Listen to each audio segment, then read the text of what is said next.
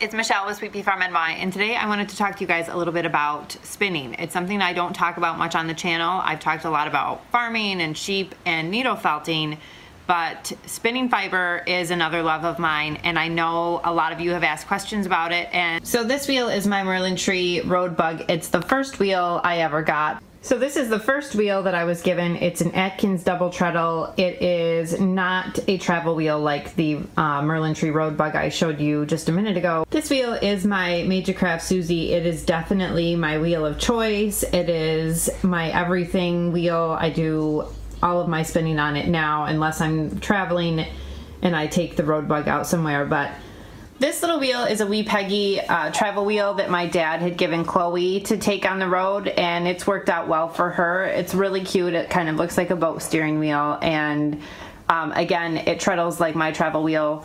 So I hope you guys enjoyed this quick introduction into my advice for finding the right wheel and my wheels. In the next episode about spinning, I'm gonna have my dad go over the parts of the wheel and then get us started on putting the fiber on the wheel. Hey guys, it's Michelle with Sweet Pea Farm NY, and I just wanted to tell you guys a little bit about the box gardens that I built this week with my husband Matt.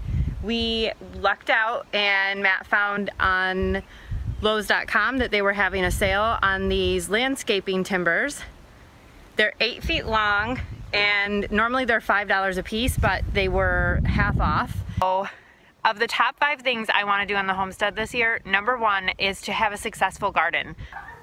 So the number 2 thing I'd like to accomplish on my homestead in 2019 is to really go hard at the local farmers markets and craft shows and really make a good run of the business side of the farm. So the number 3 thing we're excited to start on our homestead for 2019 is that we are going to try keeping bees. We've been doing a lot of research on this, and we eat a lot of honey ourselves, so we thought beekeeping was a no-brainer. The 4th thing I would like to do on my homestead for 2019 is to build community. The number 5 thing I would like to achieve during the 2019 homestead year is to grow my poultry flock. We have really established our sheep flock, and I'm really happy the direction that our lambs are going.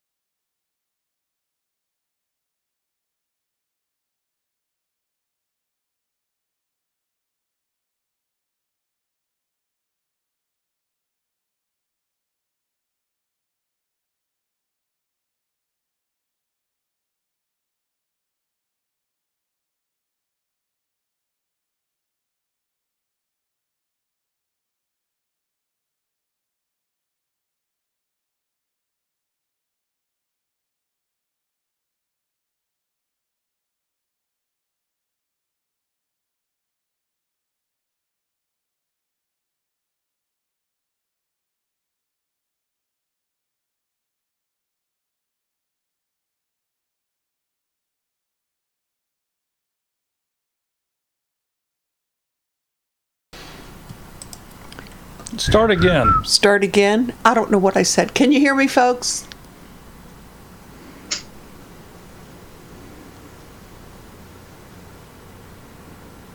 Yes, no, maybe, possibly. Okay. We're on a roll now. So anyway, hope everyone had a wonderful weekend. Shush, you're the one who caused this. Somebody stepped on the cord. Yes, somebody stepped on the cord. Hey, Little Garden Big Dreams. Hello from Australia.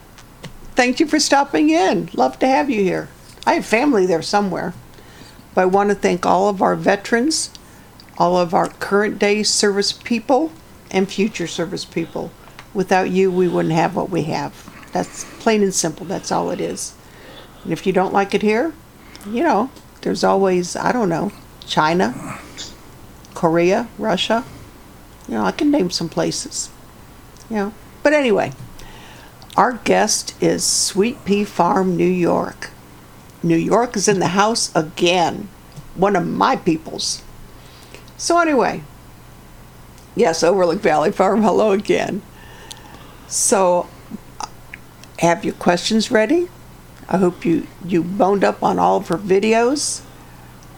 She is giving away the prizes tonight for the trivias. So I don't know if that makes me eligible or not. Oh, no, wait. I know the answers. She's shaking her head over there. I don't even have to look, and I can see her head going like this. So I'm going to bring Michelle out here, and we'll pound her with questions. You ready? I'm ready. Don't know if she's ready. Michelle, are you ready? I'm ready as I'll ever be. We have another nervous. Everyone, if they've never done this before, and some of you that have been our guests can testify, John is in here. People are nervous when they do this, even though they can make videos and be fine. To do a live stream with somebody, it's like, it's like you get goosebumps. It's like, I don't know if I could do this. She'll be fine. Whole new body. Yeah, she's with family. Yeah. See, John Yeah. said he was nervous. Mm-hmm. Hive in the home said you're not late. We just started going, so it's cool. Before we start with Michelle, I hope everyone had a chance to look at the other video we put up today. It's a new month, so we're giving away another layman skillet for August. So you have to go find that video. You have to comment in that video whatever phrase it was I put at the end of the video. I'm being stared at. And it might be different for everybody that listens, What might be different? that phrase. So No. don't think you can just go copy somebody else's phrase. Right. Yeah. Mountain Life Montana, did I see you were in here? Yes, he is in here tonight. Daryl, you need to put the screen on you. Put for the a screen moment. on me? Put the screen on you. On me? On you. Okay. I take it you want me to, Well, as soon as he speaks up, since he speaks up? Little Garden, Big Dreams, thank you for stopping. Yeah, I've got a Mountain Life Montana T-shirt on tonight. That Jen, hate that your internet is sketchy. that they sent to us, Yes, so I wouldn't have to do this with a bare chest. that Chris would talk to you about that. So anyway, let's go ahead and make sure you put any questions to Michelle or anybody in all caps. And let's get on with the show. Somebody famous said that one time. It did. Yeah, I think it was Lawrence Welk. No, Ed Sullivan. I don't know. Michelle, are you a New York native? I am born and raised. I was born. Yep. And not New York like people think of New York. Like New York City is here, and I'm like here. Like I'm closer to Canada than New York City by far. Yeah, I was born in Rochester. I know Yeah. that. We go to Rochester all the time. They have the best rhino at their zoo. They also had the Lilac Festival this past spring. I've talked about going the last 21 years, haven't made it yet. So is she relatively close to Bee Lady? Yeah, Bee Lady's outside of Buffalo. Okay, Buffalo's, a little bit further. So Yeah. I'm like, It's, Syracuse is an hour away from me. Right. But I'm 20 minutes from the Canadian border. So Hey, Patty, how are you, sweetheart? So I know one of the things you said you wanted to do this year was bees. Have you accomplished that? So we have a hive of bees. I realized I'm not as calm around the bees as I had hoped I would be. So like when I put the nuke in, like the bees that we bought, when we put them in our hive, I got stung quite a few times, like even through the bee suit. And after that, I just had really, big nerves going around the bees. My daughter, however, my oldest daughter, is a very mellow person, and so she's been working with the bees. So technically the farm has bees, but I'm not the one successfully working with them. Just didn't work out for me. I was a little too like, because when they get in your face, you have, your the mesh in front of your face, and your instinct is still to like get them out of your face. Yeah, brush them off. Yeah, and those rapid movements, not a good idea around the bees. They don't love the swatting. So we have bees. We will probably not harvest a ton of honey because Sherry can attest to the winters being frigid here. So we want to ensure that they have as much food to get through their first winter, and then next year we can harvest, from what the beekeepers around here are telling me. Okay. So, you should get with Bee Lady Apiary, because that's what they do. They have bees. Yeah, I've seen some of her videos. We watched a lot of videos before we got them, and we have a local bee group that meets in the next county over, and so we're trying to learn, because it can get down to minus 30 here easily. So and we have to. Thomas Schmidt Homestead Projects just said they're 1 hour south of Rochester. Oh, that's so cool. I'm always trying to find I've been such a naughty YouTube person this summer because my kids, keep me very busy. So I have not done much for videos over the summer, which is awful, but I really would love to connect with more. I know Jennifer Ward is not too far from me. I think she's on the Rochester side of. That's who I was trying to think of. It's like I know the channel, and it just won't. That's who it was I was trying to think of. Yep, Sunshine Farm. I couldn't think of it. I could think of her name, but I couldn't think of the channel. Yeah, exactly. So we gotta try to get together, because it'd be fun. Yes, it would be. well, I included your 5 wants in the promo, and we've already talked about your bees here, but how are you doing as far as your other items? So we did a lot of work with. I had to remember it just from watching your promo there, but I heard the one about the farmers markets and making the farm a business. That's a huge portion of what we're still striving to do. We did a great job this summer with the farmers markets. So we're going to just continue to grow. Actually, my husband has caught a goat bug, and we instantly have a herd of boar goats. I didn't know that it had gotten loose. Yeah, no, they're everywhere. But he normally doesn't get into that kind of stuff, but he had boar goats before he started his most recent job, and sold them because his job is 45 minutes away. And now that the baby's getting a little bit older, I'm able to spend more time, doing work outside. And now, just this week, we have a pop-up herd of boar goats. Now, are they adult goats, or are they a mixture of adult and babies? They are both. He got 4 adult females, an adult male that makes very strange sounds. Yes, they do. And they will smell. The males will smell. Yeah, look at the face. Yep, she knows. And then 3 little females, 3 doelings that were born this spring. Oh, no, those will become your littlest friends. Oh, yes. Yeah. Already. They're so fun. Yeah, that's the nice thing about it. When they have the animals, unless you use them as meat goats, they grow up with the animals, whether they're cows or goats or horses. Yeah, it's just like having a dog. They grew up with them. So part of the farm, a big part of the farm business is meat production. And I don't know if you know this, but like Jennifer, Jennifer's more hardcore than I am, but I don't eat meat. I haven't eaten meat since I was 12 years old. Wow. So it's kind of a funny thing. I'm a livestock 4-H leader and livestock farmer, but I haven't eaten meat in 24 years. So it's but it's because we raise it ethically. The reason we got into the farm is because I wanted to raise meat ethically, and humanely if my family was going to be eating it. So that's how it all began was, I don't want to be feeding my kids chicken that I don't know where it came from or how it lived. So I can understand. Yep. So people think it's crazy. Like, how can you not eat meat but butcher chickens? Well, because my kids are going to eat these. It's the same way.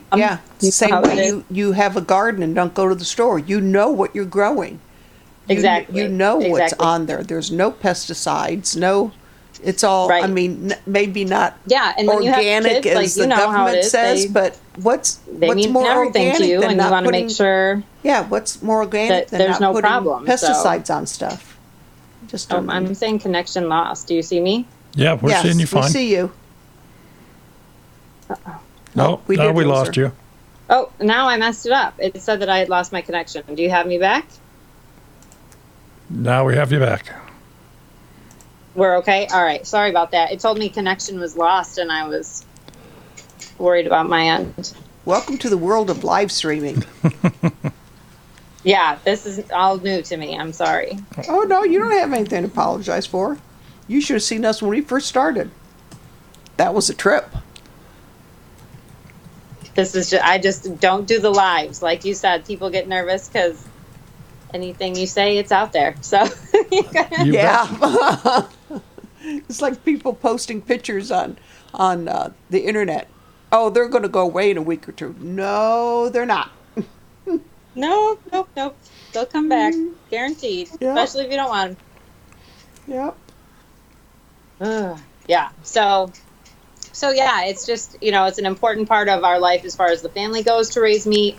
And then just like everything else, you start doing something and people are like, oh, can we get some from you? We don't have the land to raise this or whatever. And that's how we ended up doing the farmers markets. And we've done lamb for 7 years now. Wow. And we tried pastured poultry to sell. It became way too a time. We were butchering like 40 chickens every Tuesday night to do fresh, for the farmer's market the next day. And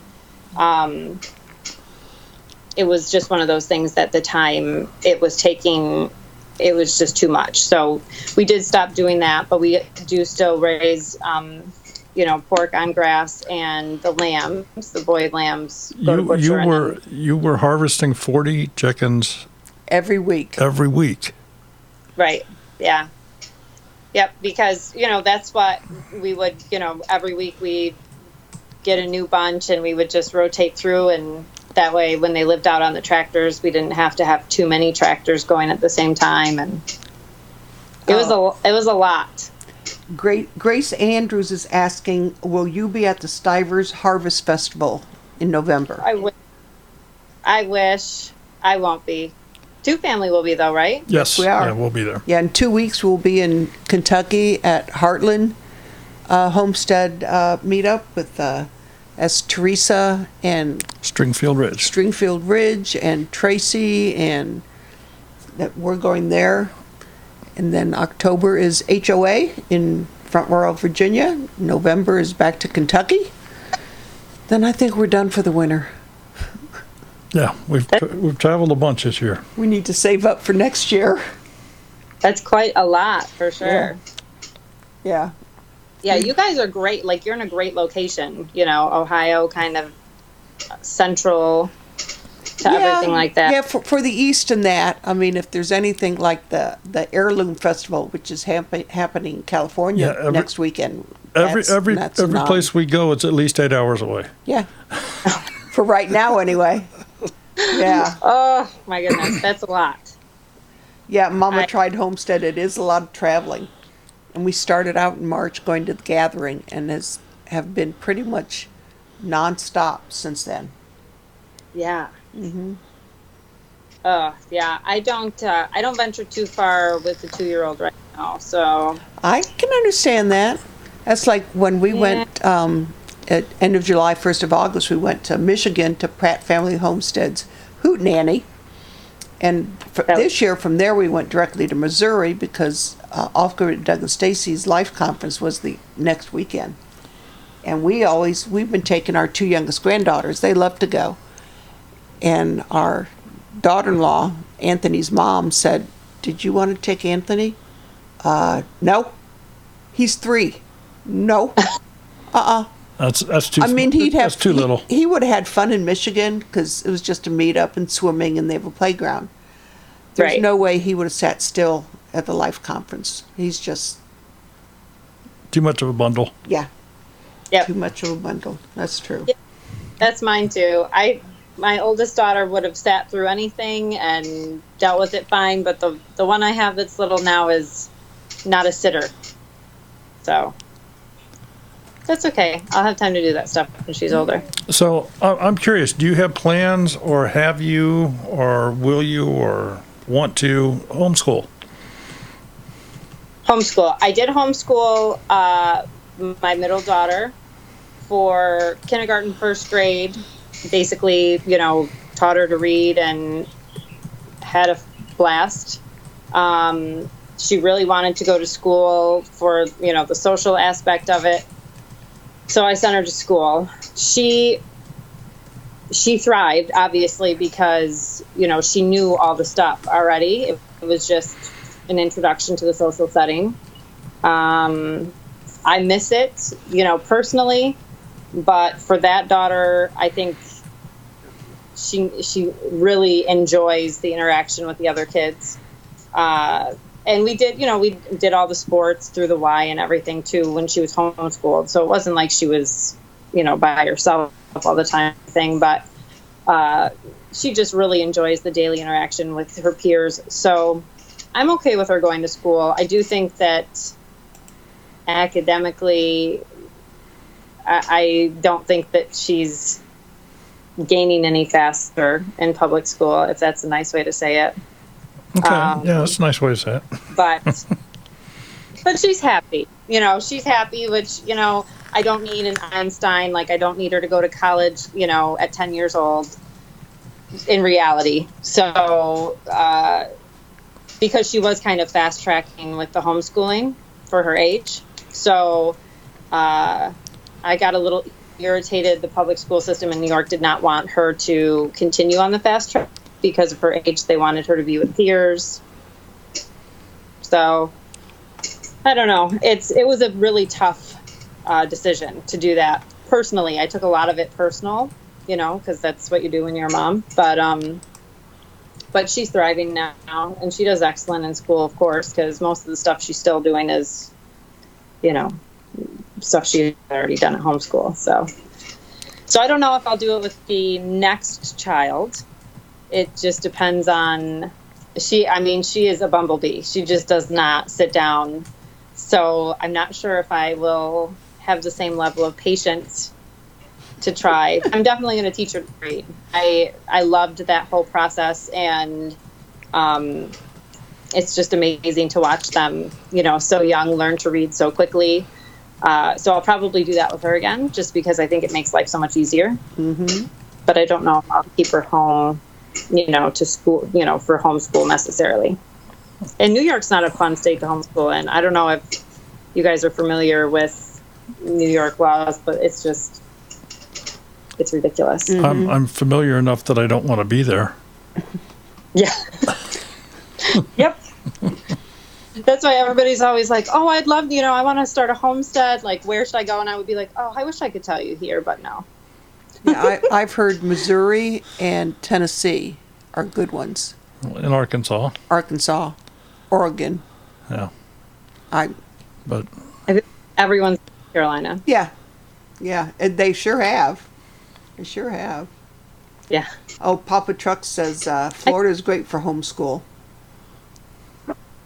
I do know that because there was a time where we were looking to move south, and Smith Family Ranch said, yes, New York is not a good state to homeschool or homestead. I'm surviving up here homesteading, but we also, do other things. So it's not, I don't have to rely on it, but the homeschool laws are just ridiculous here. You have to be very careful, and paperwork, what they require. You still have to do standardized testing quite a bit, and when you're not teaching the regular curriculum, the standardized testing doesn't always match up. So okay, well, tonight we're going to do something a little bit different. Michelle is going to be giving away a prize for her trivia questions that she has produced. So you want to share with them what the first winner is going to win?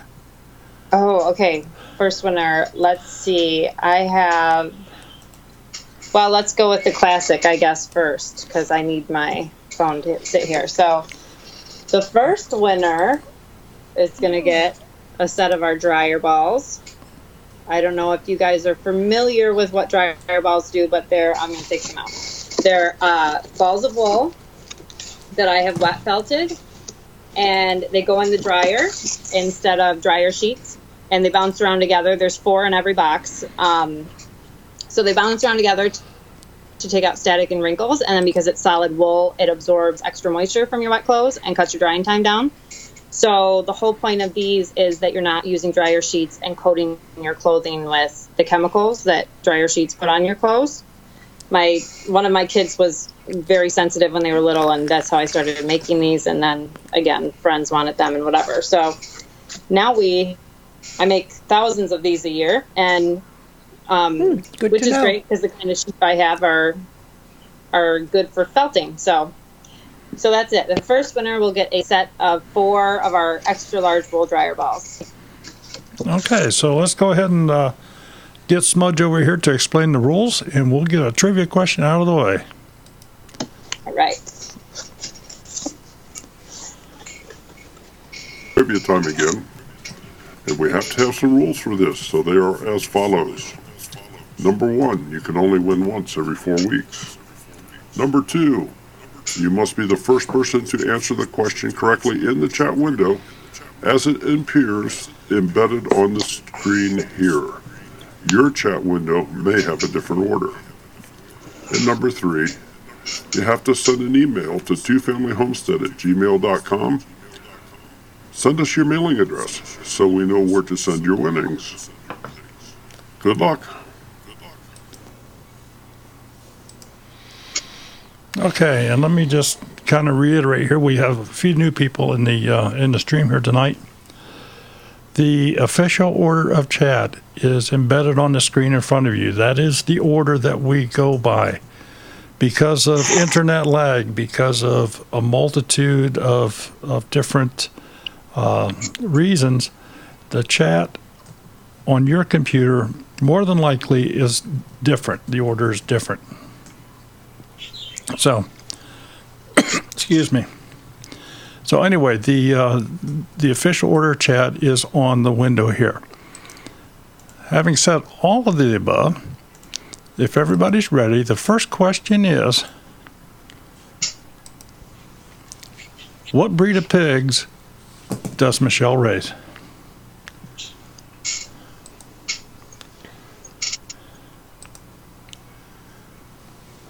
What breed of pigs does Michelle raise? No, Teresa, not guinea pigs. Gossmania. You got it, dear. Yep. Okay. Gossmania's a winner. Gossmania's the winner. So, Gossmania, please send us an email with your mailing address, and we will get with Michelle and work on how you will get these. Awesome. Yeah, Michelle, I'm going to have to, I've looked at them at different meetups and that we've gone to. They have them up here at Layman's, but it's like I haven't jumped in to purchase any yet, so I just may be doing that. Oh, wow. Don't you worry. I'll hook you up. Okay, you hook me up. Yeah. Folks, make sure you put your questions in all caps for Michelle. If you checked out her no spelling doesn't count, Thomas, as long as we know what it is. You boned up on her videos, you'll know about her and her homestead and what they do. So feel free to. We've opened up the phone line here. The phone is open, so if you want to call, no calling in and ordering possum pizza. Someone. Oh, guinea hog. I thought you meant guinea pig. Okay, Teresa, I can understand that. I'm thinking these things. Oh my goodness. That's cute. So I'm curious. I included in the promo the video of you building the new raised garden beds. How are those working for you? They're phenomenal. They were not as we planned, of course. Nothing ever goes as planned, but we ended up building them out of the railroad tie lumber, or landscaping timber, I guess they called it, timber. And that worked fine. I've been watching Charles Downing with his gardening methods, plus he has like a great accent, so he's fun to listen to. And he does all of his garden beds into compost. Like, he doesn't, he cultivates his own compost. He has a huge system, which is amazing. And then he just fills all of his beds with compost and plants directly into that. So we did not have enough compost to fill our beds. We have some, just, because that's what we do with the animal bedding and everything. So we used what we had, and then the rest of the stuff I bought in bags. You can get compost relatively inexpensive, and filled the beds, the boxes with compost to the top. And it is the only year I can say I feel like I have a successful garden. First time in like 7 years. So it's doing really well. Everything we planted, it's the first year I've ever had peppers. I've never been able to get peppers to grow on the farm, whether in a box garden or in the dirt. It just never came to fruit, and we have peppers galore this year. So I'm just really excited to the vegetarian can finally grow vegetables. Well, it certainly looked like you were attacking it with a good plan. I feel like we've tried several different kinds of gardens, and I think a big bonus to this year's was that we did plant inside of a chain link fence, so that none of the goats or sheep that would get out, whether by child or by their own, actions, could get to the garden. So that was the safety feature that I think really made our garden successful. But I think the compost thing was just, we definitely have had an amazing growing year. We've had lots of rain at night and then warm, sunny days, which is not always common for this area of New York. So we've been really blessed with great weather to make the garden successful. So I'll cross my fingers for next year, but I also know the weather has been really in our favor this year. So, do you have plans to continue to increase your food production, like with a greenhouse or things like that? Yep, we're going to put in a greenhouse in that same area. It's just a big vacant space right now because, I left it. I didn't want to put any beds there, knowing that was the plan. So we're going to put a greenhouse in probably, later in the fall, because that's how things tend to go, but hopefully before the snow flies, which sometimes is next month.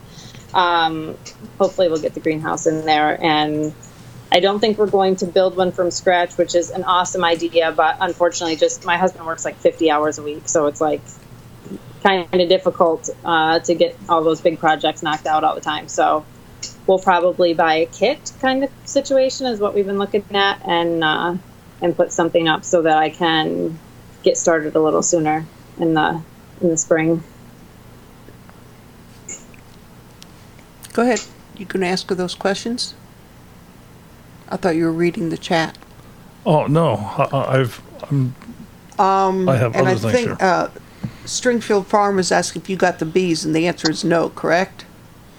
No, we did get bees. You did get the bees. Yes, you did. But she's not the beekeeper. Right, she's not the Her beekeeper. daughter is. Mm-hmm.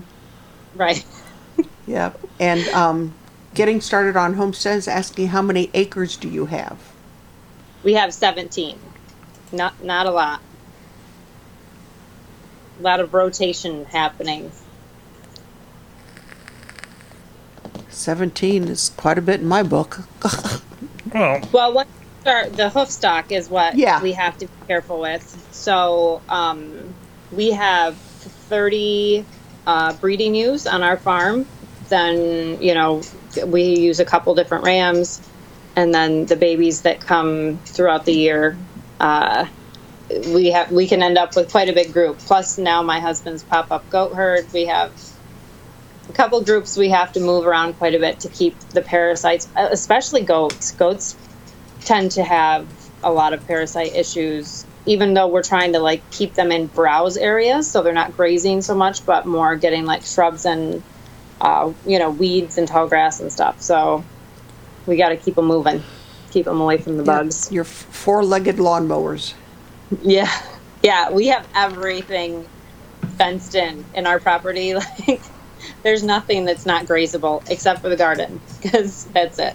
Everything else open for grazing. Michelle, did you grow up on a farm? No.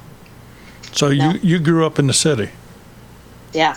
Well, Watertown. Yeah, it's not as big of a city as like Rochester, but it's a, we had the neighborhood setting. Yeah. Yeah. So what got you interested in farming? I grew up with a really close relationship with my great uncle, and he had kind of maintained the family homestead that, when my grandparents came off the boat kind of thing that my family settled on. And so I grew up close with him, and he didn't keep the farm active, but he definitely had, fond memories of when the farm was active and talked about it a lot. So I grew up saying I wanted to be a farmer. Like when I was itty bitty, I remember playing with John Deere tractors, and, I would make cardboard boxes into barns and play with little animals and everything. So it always just was, a desire of mine to have farm-like activity, I guess, in my life.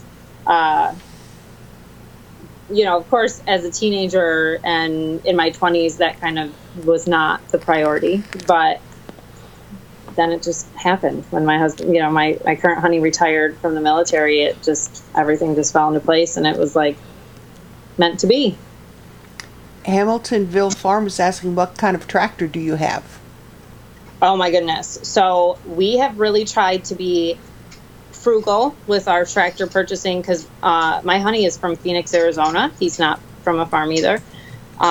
So we bought some like used tractors, trying to be like, okay, we can do a lot of stuff by hand, or hire someone to do, like we have a neighbor that does our hay, which is such a blessing. Like he'll come and cut the hay, and we pay him because that's so much work. But we just put a down payment on a big 42 horsepower New Holland. So I'm pretty excited because it has a cabin, it has heat, has a radio. This is like Taj Mahal of tractors for us. So it's not here yet, but we have been using a Alice Chalmers. I don't even know how you say it. That's close enough. An AC tractor. Yeah. There was no seat on it. It was like a disaster. The snowblower was always breaking a pin, or something was going up on it. And there's days where we've gotten 3-4 feet of snow. So we need a good way to remove snow. Just can't think of upstate New York getting that much snow. Yeah, right. So this will be a blessing. It's going to have a snowblower on it, and it's a big blue tractor. I don't know. Not green. I don't have any allegiance to any, different brands, but I hope it'll be nice. Yep. I'm excited for it. Cool.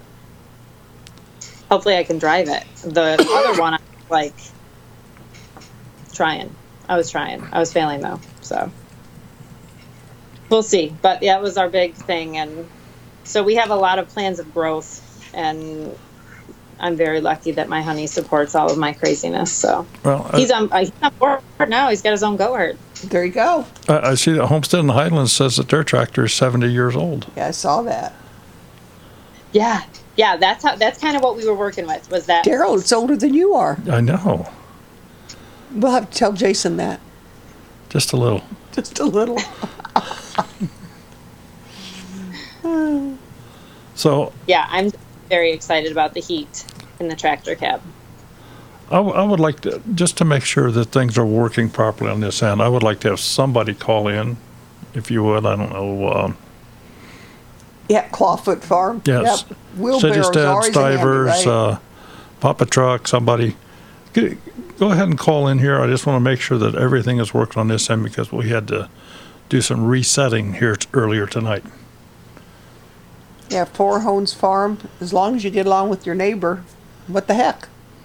That's right. Yeah, exactly. Our neighbors have been so good to us. And like when we first built the place, we must have looked like the funniest. We must have entertained the neighborhood. I'm sure we did. People were laughing at us for sure. But we had a lot of help. So good neighbors make a huge difference. Yeah, something we don't have. Oh, man. Oh, yeah. Our neighbor behind us is a witch with a capital B that stills on her broom. Ugh. Yeah. Well, maybe we just need to get her a new broom for Christmas. Maybe she'll straighten up. If it's put where I'd like to, she will straighten up. Did I just say that out loud? Oh, my, oh, my, oh, my. Yes. I did, didn't I? Okay, don't be afraid to try that number up there on top. Daryl wants to make sure that his system is working. His computer blue screened no less than 10 times in an hour today, trying to get both of the videos done so we could publish them. He wasn't a happy camper. I stayed away. I think I have it fixed. I think I had a driver that was corrupted, but it was not a pleasant experience. Really?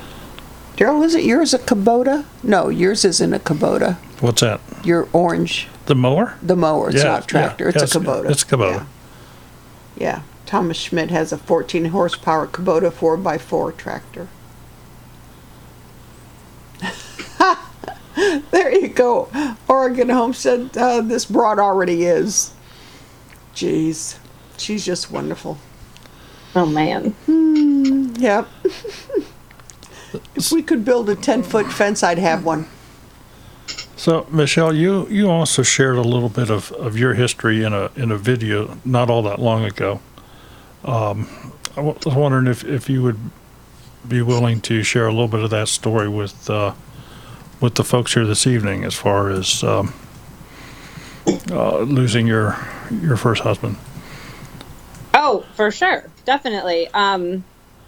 So I had met my late husband very young. Of course, fell in love like you do when you're 19.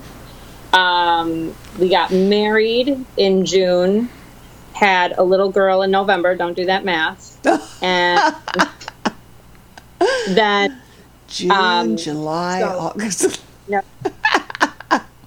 Got married in June, little girl in November, and then March he had. So you got to figure this was 2002 was when we got married and had the baby. Then 2003, a lot of stuff was going on in the world, and they were getting ready to. My husband was a 210 aviation helicopter crew chief, and so he was obtaining the hours that he needed on the helicopters. They would go on, training flights, and so they schedule these flights all the time, and they go out to practice because they needed a certain number of hours before the deployment. My husband did, because he was a new crew chief, and it was what he had always wanted to do. Like, he lived for this job. Like, he was so delighted that he had accomplished this because he was so young, and like, it was his whole life goal to do this. So it was a wonderful thing, and he was really excited and motivated to do well. And so they were going getting ready to deploy to Afghanistan, and this particular day in March in upstate New York, we had a really rough snowstorm in the night. So they had canceled the morning flight because it was just a blizzard. Well, the storm had cleared, and they were kind of on crunch time because the deployment was nearing. So they rescheduled the flight for the afternoon, and it was a 3-bird formation. So 3 Black Hawk helicopters were going out to fly together in whatever pattern they were doing. And the first two helicopters came home, came back to base, and the third was not with them. They didn't notice that it had disappeared, essentially. So they, eventually found out that it had gone down, and there were 13 people on the helicopter, which some people had said was too many people. And so 11 of those people, or no, not 11. Let me do my math better. 13 minus 4. So there were 9 infantrymen on the helicopter that they were on, and then the 2 pilots and the 2 crew chiefs. So of those 13 people, the 2 guys that were sitting behind the 2 crew chiefs are the safest spots in the bird. So if they had like a very important person or something, they would always have them sitting right behind the crew chief. And those 2 guys survived the crash. The other 11 did not. So my husband was one of them, and that was it. I'd seen him that morning. He had come back to we lived in military housing, so it was like an apartment.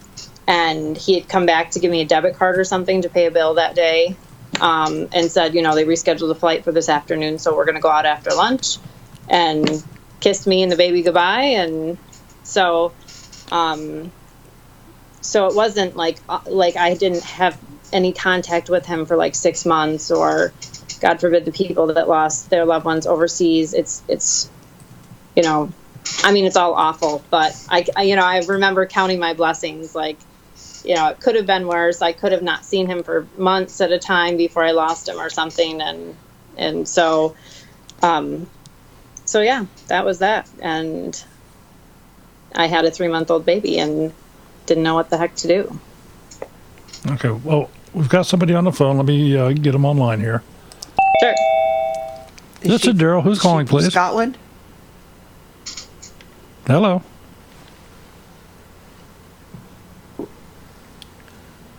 This is Daryl. Who's calling, please?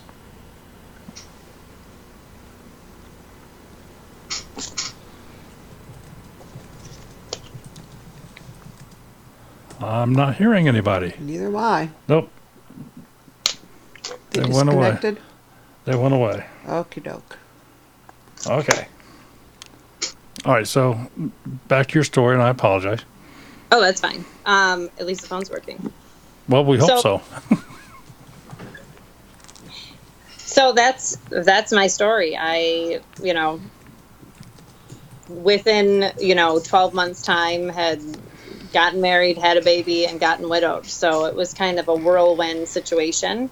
But that baby that he left me is like his twin with long hair, and she even though her dad wasn't around to raise her, she has the same mannerisms and everything that her dad did. So, definitely didn't leave me empty-handed. And thank God the military considered the flight that he was doing a war theater, I believe is what it's called. And so they, like my daughter, Michaela, will have, college paid for by her dad, and our health insurance is still through her dad and stuff like that. So I never remarried. My current honey, I call him my husband. Thank goodness New York is not a common law state, but I never technically remarried my current honey, because then I would lose my health insurance and everything. And we all know when you homestead that health insurance is a blessing. So yes. Plus, I didn't want to lose my last name because I have 2 other things, happening, and I was just about to ruin something, but caught myself kind of poorly. But I didn't want to lose my last name. I wanted to, keep that with Michaela so that she wasn't alone in the family. So not always I can understand everybody. that. Yeah, I can understand that. Well, I think it just it takes a lot of character and courage to share that kind of story, and see where you have come and how well you've done with your daughter and raising and moving forward, and now you're a homesteader. Can you believe that? No, and I just know, like, when he puts stuff in front of me, it's so cool because, I'm sure anybody who's lost someone super close to them, like, you can kind of see things being put down for you, you know what I mean? And he's just put so much stuff in front of me. It's so cool. He would have loved this. So okay, let's try. It's a good thing. Let's try the phone again here. No, they went away. Well, it was Scotland, Homestead in the Highlands. I told you it was her calling, and it was. She said that it said it was unmuted, but she couldn't do anything about it. So I don't know if that was her that called back or not. No, it was a different number. Okay, I'm going to go ahead and check things here, and you.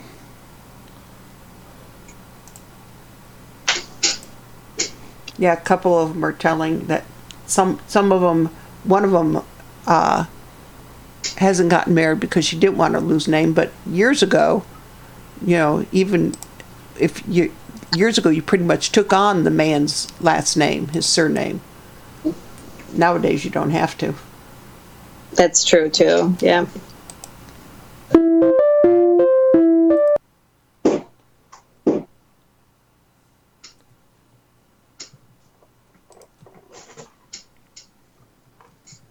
Go ahead. Oh, I thought you had someone on there. I do now. Okay. Oh, And they're gone. there's Just something like going that. on. Yeah, Three Musketeers hyphenated their last name. Yep. Yeah, Morris Patch of Hebden Homestead, I agree. They said, Sweet Pea Farm, bless your heart. You're a strong lady. Wishing you well. Aw, thank you. I totally, lost my mind for a while. You know what I mean? Like, you go through that period of like, what am I supposed to do now? You know what I mean? So I was very blessed. My parents we had not moved our duty station away from my hometown yet. So I lived in the same area as my parents still. I lived with my mom and dad for probably almost a year when the baby was little. And thank God for that because, I was trying to figure out what I was going to do. And I was 20 and didn't want to buy a house and do all this stuff by myself. So I definitely survived. Thank goodness. I'm glad you did too. That I can't even imagine. Yeah, and I feel like it's one of those things that you think like, oh, you read that in a newspaper or something, like it doesn't happen to people you know. You know what I mean? Like, But the reality is that, everybody goes through their hardships, whether they seem big or not to other people, they might feel big. And This is Daryl. Who's calling, please? Hello. Something's not working right.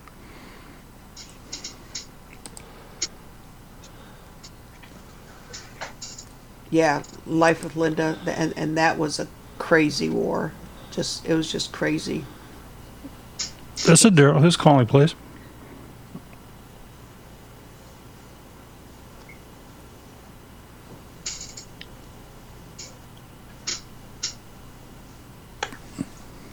Homestead in the Highlands, we got married at Daryl's friend's place. He has 7 acres. They're about 40 minutes from us. And real big clearing up. Once you walk through these woods, there's a path, and then there's a real big clearing. That's when he was married to his first wife and had all his kids. They did put their garden. So that's where we got married. Spent the whole summer getting ready for it. How many lights? Christmas lights, Daryl? 1,000? No, there's 10,000. 10,000. They lined the path going through the woods, and up in the clearing, they lined it with mini Christmas lights. 10,000 lights. Nothing yet? No, and whoever it was is hung up, but everything I test here seems to be just fine, so I'm not sure what it is. You didn't get married by Elvis? How can that be? Well, let's do this. Let's get another trivia. Is that okay with you, Thomas Michelle? Schmidt, I don't know if it'll allow him to use I don't even know what the old number is. I don't know if it generates a new one. No, the old number is not connected at this point in time. Yeah. So let's do the trivia. Here's Smudge. Well, hi, folks. It's trivia time again. And we have to have some rules for this, so they are as follows. Number 1, you can only win once every 4 weeks. Number 2, you must be the first person to answer the question correctly in the chat window as it appears embedded on the screen here. Your chat window may have a different order. And number 3, you have to send an email to twofamilyhomestead@gmail.com. Send us your mailing address so we know where to send your winnings. Good luck.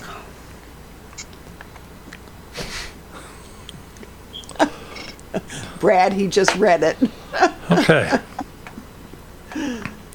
So before we go any further here and ask the question, Michelle, do you want to share what this next prize is? Sure. I have a couple options, but I think we'll do. This is probably one of the most popular things in my gosh, Etsy look store. at that. It's a little pig that I needle felted from wool, and people are just crazy over it. So I make each one to order, so they're all maybe slightly different, or I can, change things up a little bit if the winner wants it. So like we can make ears stick up more or something, whatever, or put spots on them. Sometimes that's fun. So yeah, we can give away one of these little needle felted pigs to the next winner if that works. That works. Is that all you make are pigs? No, I make just about I do animals mostly. I don't like doing people or anything, but I do just about any animal under the sun. My kids like to get creative with it. I may be contacting you. I know 3 kids that may enjoy those for Hanukkah. I think I may be getting with you. Okay. So the next question is, as I get it lit up here we go.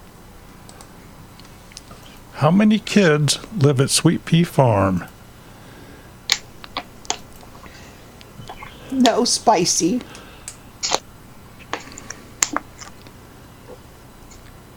Thomas Schmidt, she says she makes them, so you can just email her and Homestead in the Highlands. that's going to Scotland. Just to let you know. Homestead in the Highlands. Awesome.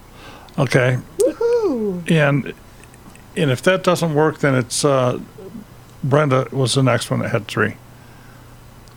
So Homestead in the Highlands is in Scotland, and Michelle, it's up to you.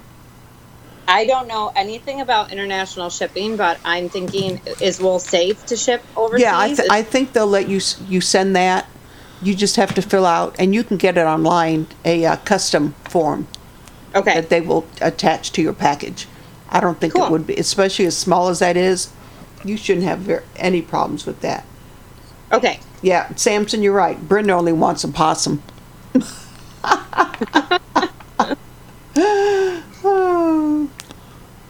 Okay. All right, so we'll try this again. And since Brad's in the chat here, Brad, how about calling in? I know you've called in here before, and for some reason I'm not getting a good connection here, and I'm not sure what it is. So, Michelle, do you make socks? You mean like knit socks? Apparently, yes. Oh, I do not. I'm really good at spinning. I can crochet mildly okay. I cannot knit to save my soul. So there you go, Sunshine. Always know she does not make socks. No, I don't. I can make sock yarn Yeah. out of the wool, but I'm not a Yeah. knitter. Homestead in the Highlands, I tried to send seeds to her because, in fact, I came across her address the other day and they wouldn't let me. But yet, it's like you can order them from companies and they can send them. I don't know what the difference is, but it came back to me. Yes, seeds did. Oh, a husky. Okay. A dog. I need a smudge dog. Angel Cooper's asking, what started you spinning? Strangely enough, my dad is big into fiber art. He has taught spinning and weaving and like tatting since I was born. So he taught me how to spin after I got the sheep. He wanted to make sure that I knew how to do that. So after wanting to throw the wheel in my pond several times, I got it.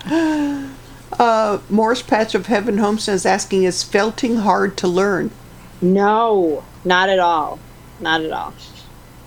People get frustrated with it because it involves poking with a very sharp needle.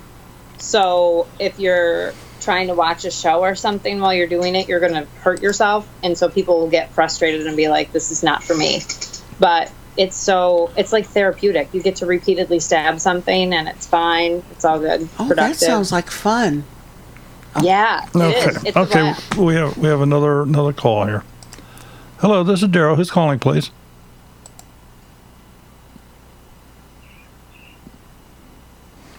It's not working.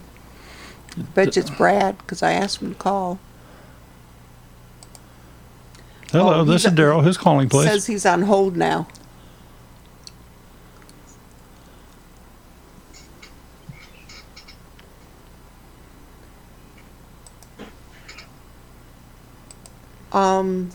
J-Love Adventure, while we're waiting here, Michelle, how long does it take to make the piggy? Oh, well, since I've made hundreds of piggies, I could probably do it in 35, 45 minutes. In the beginning, it would have taken me hours. But once you get an idea of the shapes that you're making and what size to make them, then you can truck right along. And Papa Truck's been trying to call in also, Daryl. Finally got unmuted by the host, but nothing but dead air. Nothing but dead air. Is that sort of like a dead ant, Papa Truck? Sorry, just had to.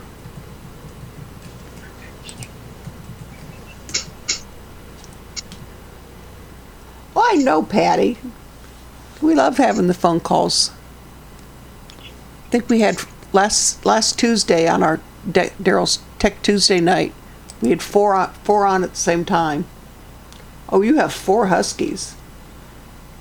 Yep, Jennifer, it's all Daryl's fault because I don't touch that stuff. Yeah, Royal Amethyst, we used to have 3 Great Pyrenees at one time. Do you have... Michelle, do you have any... What type of dogs, if any, do you have on your farm? Very unconventional dogs. I showed dogs after I lost my husband for 10 years. I raised French bulldogs. I showed Boston Terriers.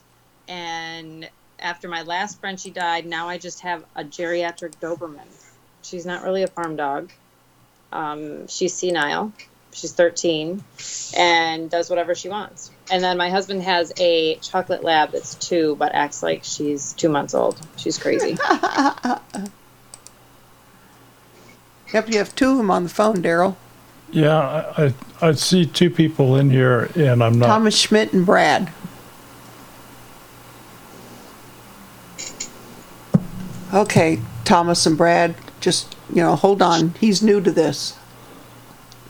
We'll use that excuse tonight. Think that's going to fly? I don't know. I can hear him chuckling all the way over here. Brad, or Papa Truck, was using the 929 number. I don't know if that helps or not.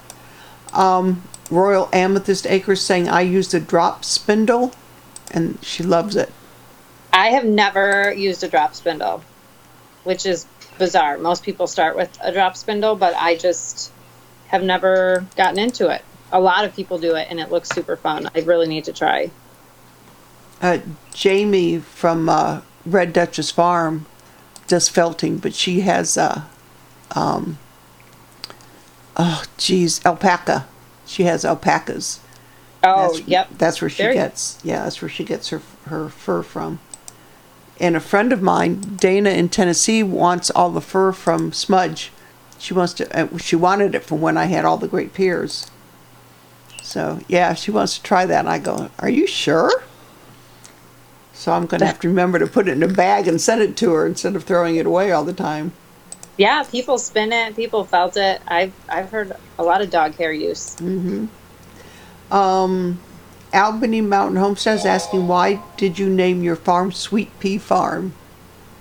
Oh, because my late husband called my daughter Sweet Pea. Like that was his one of his nicknames for her. And so, like I said, I started showing dogs right after he passed away, raising and showing dogs. So my dog line was Sweet Pea Dogs. And then when we started the farm, it was just natural transition because, it's all because of him. A lot of what we do is made possible from him. So it's kind of just like an homage to keeping him part of it. Yeah, that's wonderful. I don't know. Papa Trucks is asking if he needs a ID number. No. And Brad said he called the number, was put on hold, and some guy tried to sell him a car warranty. Oh, that man's not right. Sunshine, always you take care, and I appreciate you stopping tonight. Huh.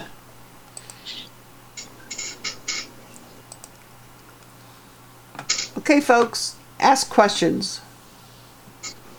Someone smacked that dog. He's laughing too much. It's so quiet. I feel like my kids' parakeets are like chattering away in the background. I'm like, be quiet. No, I was going to say, you can't hear him over here. No, good. Well, Thomas, as long as you were on the phone with Brad, I hope you two had a good conversation. Could they hear each other? Yeah. Thomas and Brad, could you hear each other? Was it like a party line? Are we missing something? It does sound interesting, doesn't it? Yep, they could talk. So they could talk to each other. Yep. Brenda from Duncan 1900 Homestead is asking if you make soap or lotions. Oh, you want to wait on that and see if we get somebody or? This is Daryl. Who's calling, please? Hello.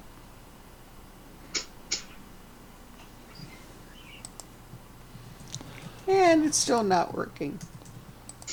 So I don't make my own soap. My sister is an excellent soap maker, and so she's always had dairy goats. I have a couple dairy goats, and so she makes goat's milk soap, and then I felt it. So I wet felt wool around it.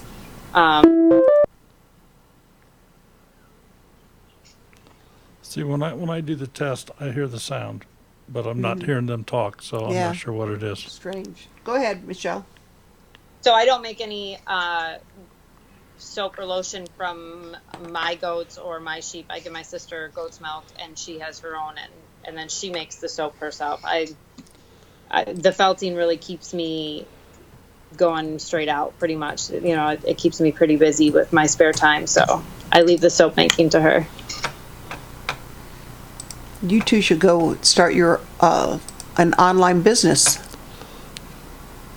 Yeah, we do. Well, she has, when she lived here, we did a lot of farmers markets together. Now she's in South Carolina, so it makes it a little more difficult. But That's true.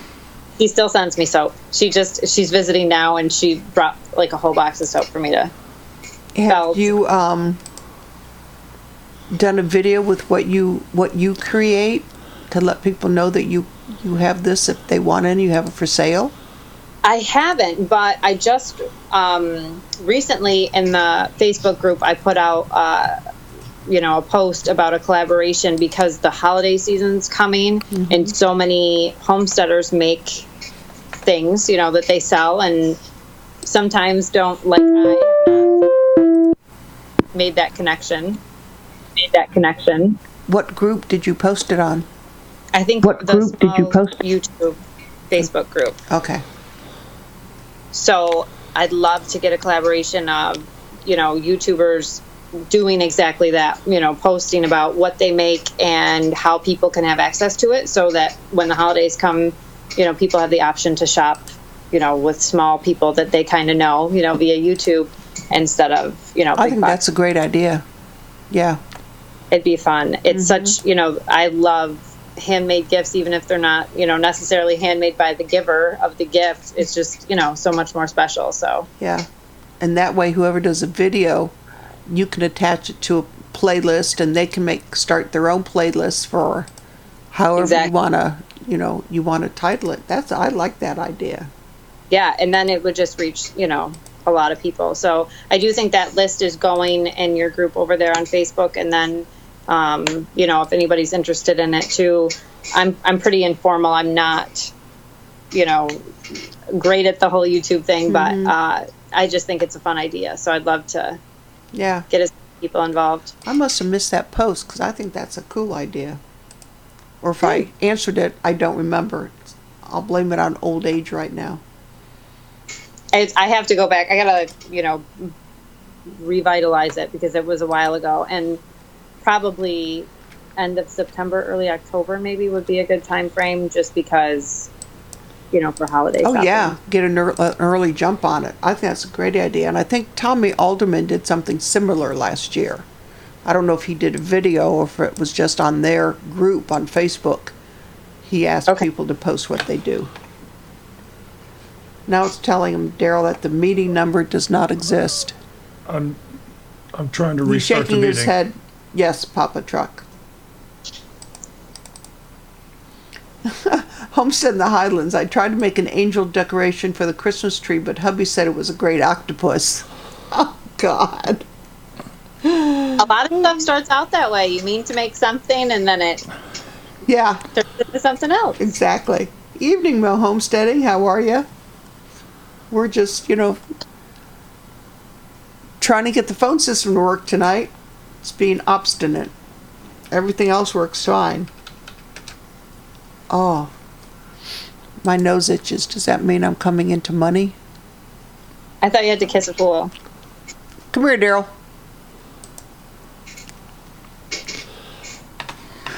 All right, for what it's worth, we'll give this a shot. There's a new meeting number. It's the best Christmas tree octopus ever. I bet it is. No one will have anything like it, that's for sure. So you're trying it again? Yeah, there's a new meeting number, so. Okay, gentlemen. There's a new meeting number. In Homestead in the Highlands, there's a new meeting number. Visitors are coming? Not to my house. See? I said the same thing, Brad. Okay, Weber Homestead. I thought it was, it was on their website. Okay. Okay. Thomas Schmidt, did I miss it, or did you say how many chickens you have now?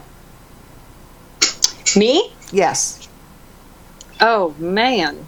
That's a good question. My husband just bought some at Tractor Supply. So 24, 20, probably 32-ish. For some reason, all my hens are trying to go broody at the moment. Not the best timing, but I have one black copper sitting on like 20 eggs or something, and I tried to move her, and she was scary. But yeah, those are the laying hens. We don't have any meat chickens right now. It's getting pretty cool at night already, so yeah. We don't do any more meat birds this time of year, but I was trying to recount because my husband just bought some Brahmas, which are the really big chickens. Mm-hmm. I can hear people. Wow. Well, we have somebody. There is Miss Scotland now. It's working. Awesome. Woohoo. Yay. What time is it in Scotland? That works. What time is That's it good. there? That's working. What time is it there? So what time is it? Yes. 3:15 in the morning. God love you, for real? Yeah, I should be asleep, but never mind. I thought I'll try. Keep trying. That's so cool. This is past my bedtime already, so you're a rock star to me because I don't sleep very well. It's fine. bummer. That's not good. Well, I'm so excited you want Piggy. That's super cool. Well, I've got a random question for you. Yes. What is your favourite thing about keeping sheep and goats? Oh my goodness. Okay, well, I can't speak on the goat half, really. That's a whole nother story. But keeping sheep to me is like therapeutic because the flock is, comfortable with me. So I can go in and like crouch down in the flock and they will come up and, some will try to sit on me and some will just come up for scratches. And it's just so peaceful and amazing to me to think that these animals trust me enough to be, in my space and comfortable with what I'm doing and everything. So it's just, I call it sheep therapy. And I know I've heard other people use the same term. It's just like when you've had a really rough day, you can't be angry when you've got somebody chewing on your coveralls or, sniffing in your hair, it's just I know. So I don't think many people realise how social they are and how they can be great pets. Yes, definitely. And that's yes. what everybody's like, I'd rather have goats. They're much more friendly. I do think goats are more, where's she at? in your face a bit. Scotland. But Scotland is on. sheep are just really... All right. Thanks. Bye-bye. Do I lose her? Oh, no. Somebody Sorry, else. Daryl. What? No, the sheep are just so delightful. I just really love working with them. It's very peaceful and I don't know. It's hard to explain, I guess. But like I said, it's like therapy. It's just a good feeling to go out to. Have you got any rare breeds? I don't have any rare breeds of sheep. No, the Kuni Kun pigs are considered a rare breed that I keep. I think they're becoming less rare, but Yeah. But no, we the breed of sheep we have are just South Downs, and then my daughter has a few Oxfords, and they're both. None of them are really in danger of being rare, but they're really great. I used to live in the South Downs. Did you really? Yes, Sussex in England. Yeah. Oh, I read so many books about that area, past and current, and I got to get there someday. Sounds amazing. Scotland's better. Yeah. Yeah, come to Scotland. It's a lot better. I can take you down to the South Downs, but Scotland's better. Yeah. I've been to either. I've been to Europe, but not either one. So I gotta go check it out. Well, you're just missing out on a lot of rain. So depends how much you like rain as to whether or not you want to come over here. Yeah, no, I'm a sunshine kind of girl, so. Still amazing. Okay, well, I'll get off the phone and let somebody else call. Now it's working. Well, thanks so much for calling in. No problem. Oh, and if you want to look at interesting fibre, I've just acquired 2 lambs that are Gotland cross blue-faced Leicester. Ooh, nice. Yeah. They are. Their fleece is amazing, but they're only a few months old, so I've got to wait a while before I get to do anything with it. It'll grow fast. That's so cool. It will. They're 2 little lambs. They're living in my back garden at the moment. Just one's not very well, so it's closer to the house. Right. In the back garden, so I can see it from the living room. There will be videos about them soon. Awesome. I can't wait. Okay, well, I'll let somebody else call in. Good to speak to you. You too. Thanks so much. for calling in. Okay, bye. Well, we got it to work. I can't believe she's up this late. Oh, yeah. Mm-hmm. Yeah, I think it was last week. Liz Zorab, she's in England, was on. Yep. It's like crazy. I guess if you can't sleep, what better to do, right? Yep.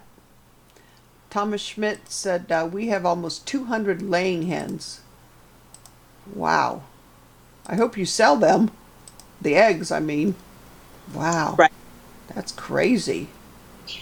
I would love to talk my honey into making an appearance. I tried bribery this evening, but he has a sinus thing going on. We've kind of gone from like really hot temperatures to really cold temperatures. So everybody that won't drink elderberry syrup is getting a cold. So whatever. But so he's in bed. He's been in bed for a while. He's not feeling great. But I would love to. Yeah, Thomas Schmidt's asking, are you going to talk your honey into making an appearance? Yeah, that's what I'd love to, but he's just, so far, no luck. He doesn't have any interest in. Yeah. He's a big supporter. He does a lot of projects with me. Our relationship has been built on building fences together, and he's very supportive, but he's just, I don't know if it's self-conscious or because he's not shy. Michelle, I noticed in one of your videos, I think, that you were wearing a Polyface T-shirt. Yes. Have you been there? No, I have not. But my best friend went there on an FFA trip, and she picked it up for me and brought it back. She's an advisor. My oldest daughter is in FFA, and they take a trip to National Convention. And when it was in Kentucky, they stopped at Joel's farm on the way down. But when we built this place, I read everything I could get my hands on. I still reread his books, and anything we have his DVDs and everything. So I'm a huge fan of the Polyface Farm, whether they're selling online or not. That's a big controversy lately. Yep. Yeah, we had the good fortune of not only meeting Joel a few times, but we had him on the show a while back. Yep. Yeah, I feel like I would cry. Mm-hmm. BC Truck is asking, do you shear the sheep and sell the wool or make stuff from it? So I shear the sheep and make stuff from it. We wash our fiber in-house, and I do all the processing myself.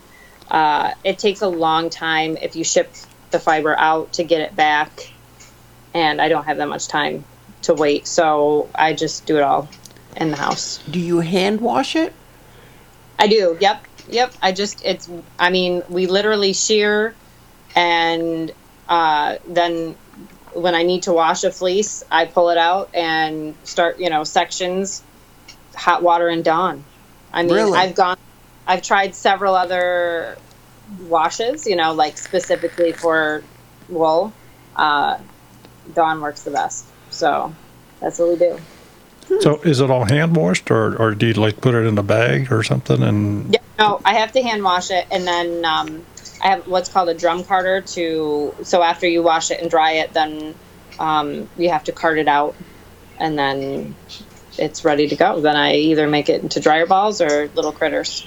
So do you just lay it out on a table or on a clothesline to dry, or how do you dry it? It just depends on the time of year. So in the summer, we dry it outside on the deck, and just like screens, window screens. Okay. So, okay. And then in the winter, I usually put it in laundry bags, on one of the drying racks over a heat vent, and they dry quick. Good idea. Yep. Then we dye it on the stove. So sometimes we use Kool-Aid, Rit dye. I'll be darned. Oh yeah. Do you use other plants like flowers to dye, get the colors out of and dye with those? I've tried. I've generally get a really muddy brown. So I gotta work on my technique, but I would love to be able to, grow, have a dye garden. That'd be super fun. Yeah. I just especially with the kids, because they could be in it from the beginning to the end, but I have not had luck with it yet, so I need to find time to research that better. Homestead in the Highlands, she heard your response, says she needs a drum carter. Yeah, it's a blessing to have a dad that's been in fiber art, since I was little, because he's given me literally every wheel I own. I think I bought a wheel that I thought I'd love and then hated it and sold it. He gave me the drum carter. I mean, it's so cool because my dad has access to all sorts of stuff just from decades of. Cool. So. Angel Cooper saying try pokeberries if you can find them. Yeah, I'm sure I could.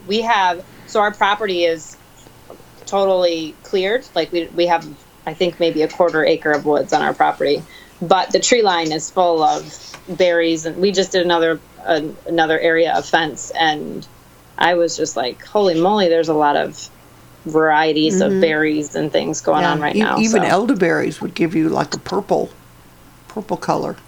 Yeah, that's for sure. Purple's my favorite, so I need to try that. I don't have any elderberry plants yet. We have blueberries and raspberries, but no elderberries yet, so. Yeah, 12 wheels. My dad has probably 40 wheels at his house. I tried 2, and then I was just reading, Angel Cooper said she tried 12 wheels before I got the one that I got. And that's, you have to definitely, it's like a car, you need to try out what's comfortable for you when you're looking at a spinning wheel. But my dad had just brought a travel wheel over on a whim one Thanksgiving, and I was like, okay, let me try it. And it clicked, and I was so glad, and now I can spin on anything. But cool. So are there stores that will allow you to try 25 different kinds to find the one you want, or what? There are stores, if you live in an area that has, a spinning, a fiber store or yarn shop that has, they usually are called dealers of different brands of wheels. They have them there on display for you to try out. But the best option is usually to find a guild, which is like a club of people that get together that spin, and because then you can not only try them, but then you have like 50 people sharing their thoughts on learning to spin and what wheel's better for what you want to do. So a spinning guild, and there's directories online. I think in that video that I shot about the wheels, I put a link to the directory so that you can find a guild in your area, and that's a huge wealth of information. So that's the best way to go. Well, Michelle, do you have like a 5 or 10 year plan for your farm? Just growth right now. We're going to start doing turkeys in the spring, and just grow our meat production up and try to make the farm, a more lucrative business. Right now, that's the only hope. We're going to grow the sheep flock. That's been the plan from the very beginning, and try to continue to get our products. We have them in some stores in the area now. We're going to continue to try and, branch out and take on as much as I can. So you're actually going to try to make this a working farm rather than just a hobby farm? Right, for sure. Trying to make it more of a business. And my honey's a finance guy, and so he does all the numbers and the planning and everything. So we're not too far off now. We're actually considered, a farm on our taxes and everything. So you have to earn a certain amount of money in New York to be considered a farm. And so we've done that for a few years now, but we're also trying to, make it not in the red. So hopefully we can continue to grow and do that. And we have an awesome military community nearby. So that's a huge amount of our business is, the military that's used to different kinds. Like lamb is not the most popular meat always, but because not a lot of people raise it, people that are used to liking it, then they're very grateful to find a good source for meat. So lamb meat particularly. Rats. I have tried rabbits, Devon G. I have never had Angora goats, although I love them and I think they look like Muppets. So I think I need some eventually. BC Truck, Brad wants to know if you're near the Adirondacks. Yes. Yep. Backyard, pretty much. We can drive, half an hour. If we go, we can go probably an hour and a half to Lake Placid and climb some really nice mountains. Cool. Yep. Yeah, there's another really fun farm, Open Gate Farmstead, is right in the Adirondacks, and they're doing some cool stuff, and I got to get together with them too. But everybody's so darn busy, all these homesteaders. So much going on. Yeah, that's true, especially with the time of season it is. That's right, yeah. So, and we haven't talked about that. Do you can? Do you preserve your food in any way, or you just? I don't can. I'm nervous to can, although our local extension is having some classes, so I'm going to go check those out and see what I can learn, because I haven't had very successful harvests in the past, so I haven't had anything to can. I did make pickles this year, but I didn't do, like, I did refrigerator pickles and then just like gave them to family members. So my garden is pretty small. I have 5 20 by 5 foot beds, I believe they are. And then I have several. I'm a huge fan of pumpkins for some reason. I just adore funny pumpkins. And so I have several non-box garden beds of pumpkins. So lots and lots of pumpkins, really. But so no, I haven't learned to can. I do, freeze what I can. I did the fridge pickles, and I'm going to take those classes at the extension to try and figure it out a little bit better, because if I continue to be a successful gardener, then I'm going to need to can. Yeah, it's not that scary. No, but I just, I envy those people that grew up doing those kind of things, because it's just second nature, but it just wasn't something we did, so. Mm-hmm. Oh, I understand. What we canned 10 dozen corn last week? 30, how many did I say? 32 Well, it wasn't 10 dozen. Well, it was 9 plus 2, because Cassie took 8 home. Yeah. Yeah. It was still a lot. Yeah. Mm-hmm. Yeah, we had about 30 pints, I think, wasn't it? So it was pretty close to that. Yeah. Yeah. So, that's great. Dear, it's 10:30. Yeah. And she has small ones, so. She has small ones. It's past her bedtime, and it's been a very interesting evening. So, Enjoyed having you, Michelle. Michelle, do you have any last $1 million thoughts you'd like to leave with people? I just want to thank you guys, first of all, so much for doing this. I was so nervous all day, and I survived. I don't think I said anything super awful, I hope. No, you're fine. You're fine. Chatting with you guys is just like chatting with friends. I hear you all the time, so it's familiar and comfortable, so that's good. Thank you so much. And just to people out there who are, down and out, feeling sad or going through something really tough. I know there's, storms and things going on in everybody's life all the time that are not happy. Just, always find hope, and always look forward to tomorrow, because there's lots to look forward to. Yeah, Jessica, she did do a great job, didn't she? You got any last things? No, I don't. I'm just making sure, seeing Homestead in the Highlands. It was lovely talking to you, Michelle. Well, that was so cool. I only have one little comment here. I have a little piece of paper here that we happened to get at a restaurant last week. And those little shortbread cookies. Shortbread, is that what they are? Fortune cookies. Yeah, little fortune cookies. Yeah, and it says, "Some men dream of fortune, and others dream of cookies. What are you?" So, having said that, thank you all for being here. We appreciate every one of you. Next week, we're going to have Out of Goshen. Yes. Which will be a fun night. So, Out of Goshen will be with us next week. Michelle, thank you so much for being here tonight. Thank you, guys. And thank you, moderators, folks. If you haven't checked out our moderators, please do so. Yeah, and be sure you go check out Sweet Pea Farm New York. Yep. Thank you.